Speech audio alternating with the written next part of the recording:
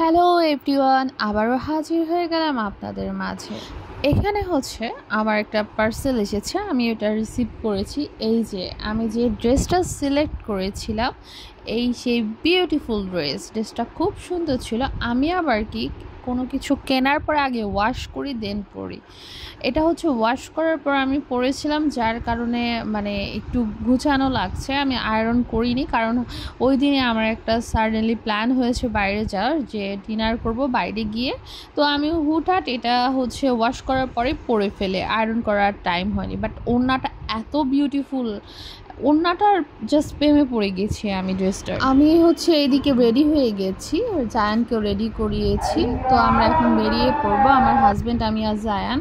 এই যে, তো এই হচ্ছে সেই প্লেস। এটা হচ্ছে আমাদের ঘরবাড়ির মতো হয়ে গেছে। আমাদের যখনই মন চায় আমরা এখানে দৌড় দিয়ে চলে আসি।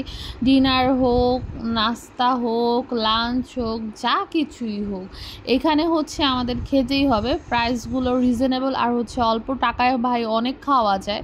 এজন্য আমরা মানে এখানে চলে আসি, ফ্রেন্ড সহ, ফ্যামিলি সহ। মানে যখন যে প্রোগ্রাম হয় এখানে আসবই মাস্ট।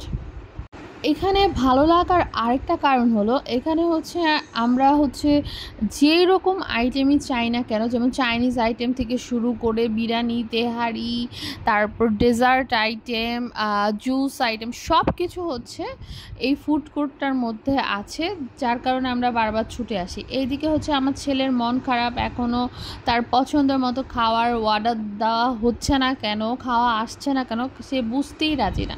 আর আমিও ক্ষুধা লেগেছে, আমিও বোর হচ্ছি যে কখন খাওয়া আসবে। এই তো আমাদের খাওয়া এসে পড়লো, এখন খাওয়া স্টার্ট করে দিই।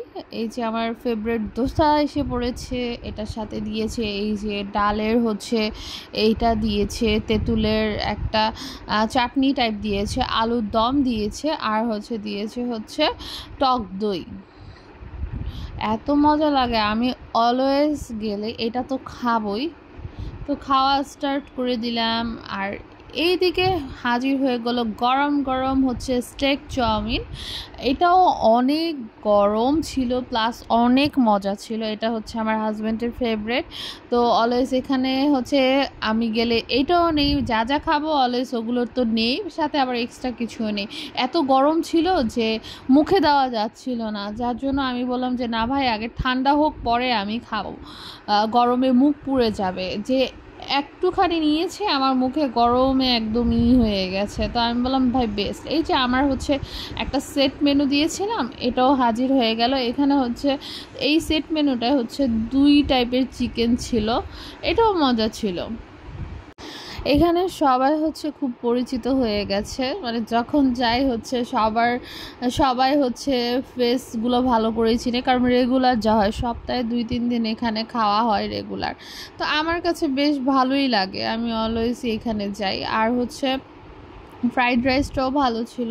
তো আমি করছিলাম, জায়ানকে জিজ্ঞাসা করছিলাম যে বাবা তুমি এটা খাবে, ওকে বলছিলাম যে তুমি একটু টেস্ট করো, সব কিছু থেকে একটু একটু দিচ্ছিলাম। যেহেতু ও ছোটো মানুষ, আমি বাইরের খাবারগুলো ওকে একটু কম দিই, যতটুকু পারি অ্যাভয়েড করি। আর হচ্ছে ফেভারিট হচ্ছে ফ্রেঞ্চ ফ্রাইটা। তো আমি ট্রাই করি যে এটা হচ্ছে স্পাইসি ছাড়াটা বলে দিই, যে বাচ্চা খাবে তো ওইভাবে করতে, ঝাল ছাড়াটা দিতে। তো এখানে হচ্ছে জায়ানের জন্য আমি অর্ডার করেছিলাম হচ্ছে ফ্রেঞ্চ ফ্রাই আর হচ্ছে চিকেন ফ্রাইটা।